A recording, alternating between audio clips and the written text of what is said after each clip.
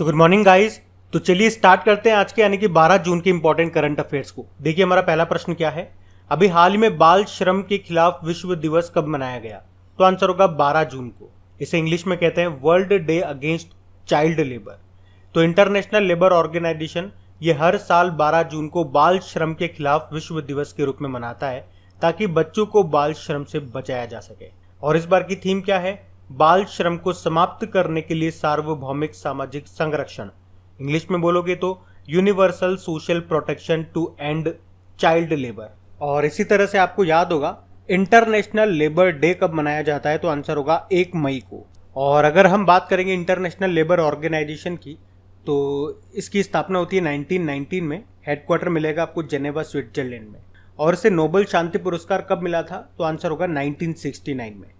और सबसे important question और करंट अफेयर्स का प्रश्न है कि इंटरनेशनल लेबर ऑर्गेनाइजेशन के भी नए प्रमुख कौन बन गए?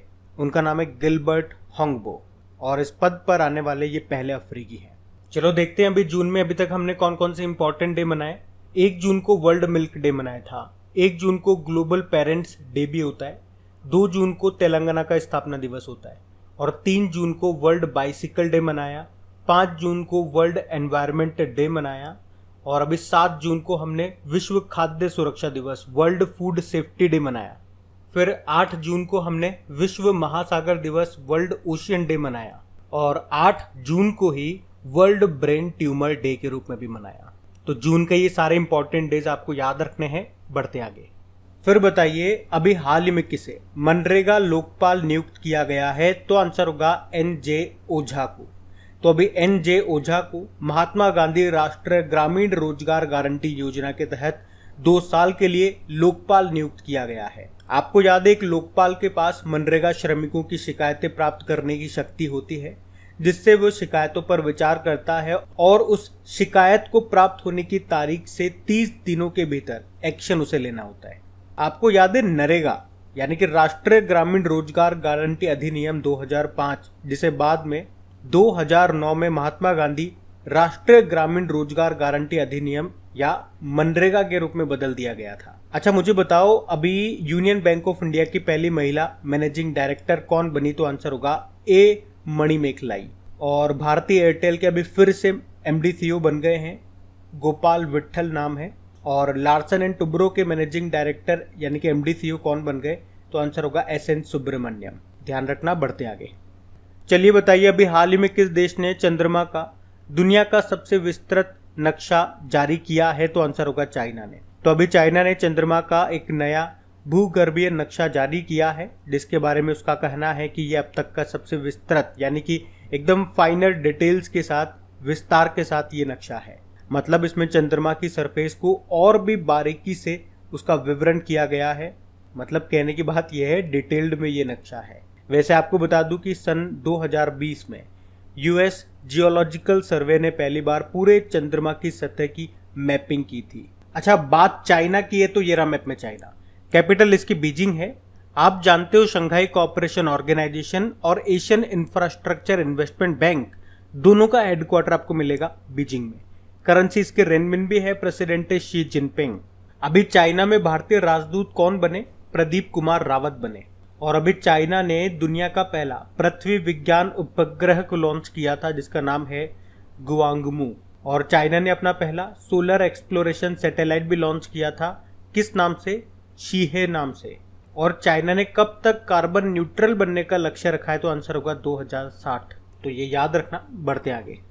चलिए बताइए अभी हाल ही में किस शहर में प्रधानमंत्री नरेंद्र मोदी जी ने इन स्पेस यानी कि भारतीय राष्ट्रीय अंतरिक्ष संवर्धन और प्राधिकरण केंद्र के मुख्यालय का उद्घाटन किया? तो आंसर होगा अहमदाबाद में। इन स्पेस इंग्लिश में इसे बोलोगे आप Indian national space promotion and authorisation centre.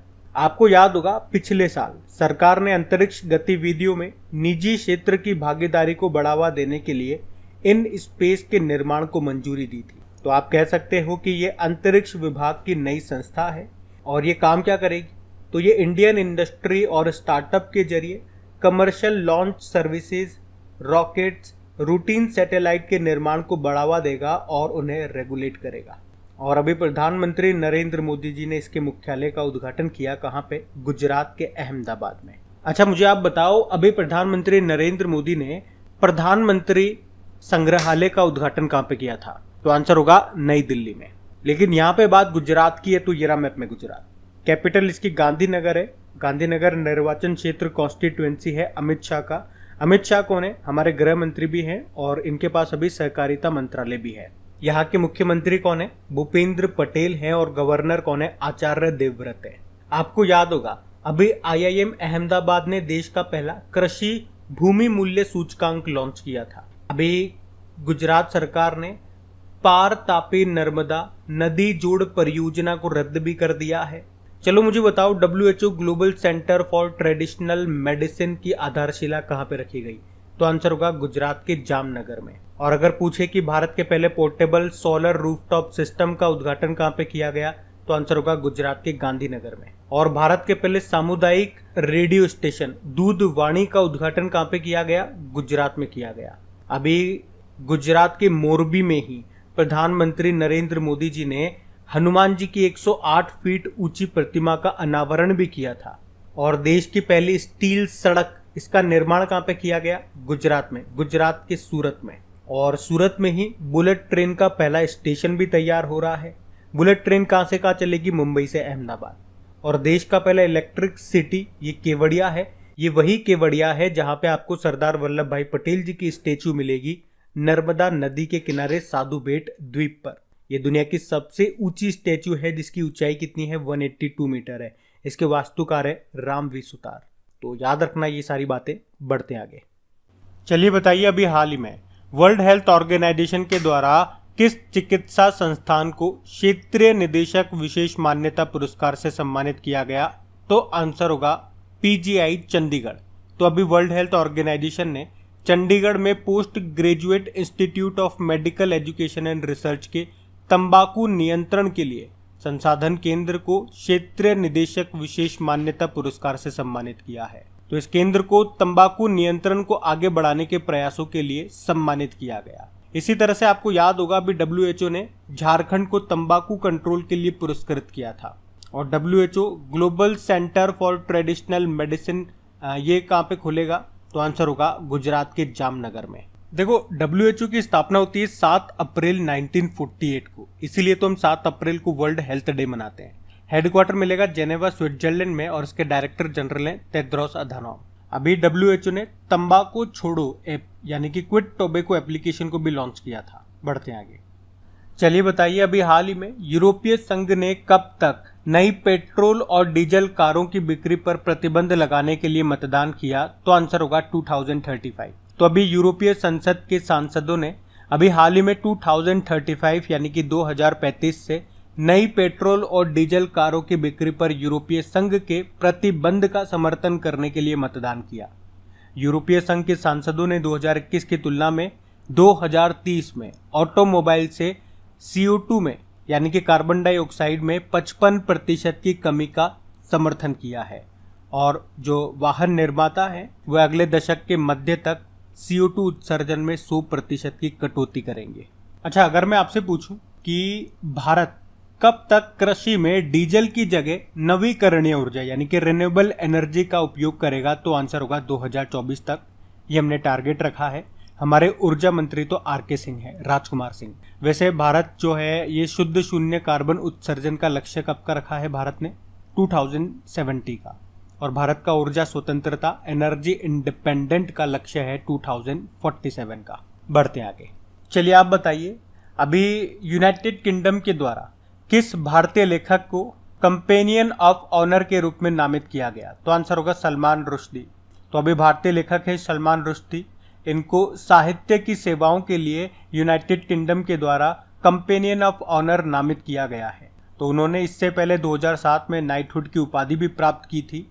ये जो कंपेनियन ऑफ ऑनर है ये एक विशिष्ट क्लब है जिसकी सदस्यता साहित्य की सेवाओं के लिए किसी भी समय केवल 65 लोगों तक ही सीमित है। अच्छा, विनीत कार्निक के बारे में हमने पढ़ा था। भारत की पहली स्पोर्ट्स मार्केटिंग बुक को इन्होंने लिखा है जिसका नाम है business of sports the winning formula for success. और रशीद किदवई के बारे में हम बात करें तो इन्होंने अभी लीडर पॉलिटिशियन सिटीजन्स नाम की बुक को लिखा था। और हरीश मेहता आप जानते हो, ये नेस्कॉम के पहले अध्यक्ष थे। अभी इन्होंने एक बुक लिखी है जिसका नाम है द मैवरिक इफेक्ट। चलो एक प्रश्न का उत्तर आप दो, अभी नेस्कॉम के नए अध्यक्ष कौन बन गए हैं?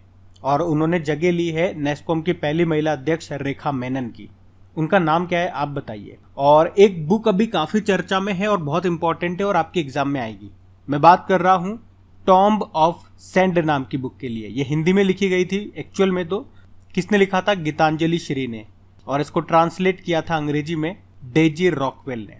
तो अभी इन दोनों ने, यानी कि गीतांजलि श्री और डेजी रॉकवेल ने अंतरराष्ट्रीय बुकर पुरस्कार जीता 2022 का इस बुक के लिए, जिसका नाम है टॉम्ब ऑफ सैंड।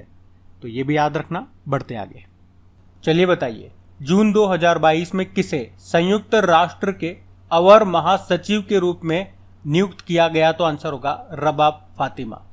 तो अभी संयुक्त राष्ट्र में बांग्लादेश की स्थायी प्रतिनिधि राजदूत है, यानी कि permanent representative of Bangladesh to united nation है ये रबाब फातिमा, जिन्हें अभी संयुक्त राष्ट्र का अवर महासचिव यानी कि under secretary general of United nation नियुक्त किया गया है। तो वे अब कम विकसित देशों और भूमि से घिरे विकासशील देशों और छोटे द्वीप विकासशील राज्यों के लिए उच्च प्रतिनिधि भी होंगी।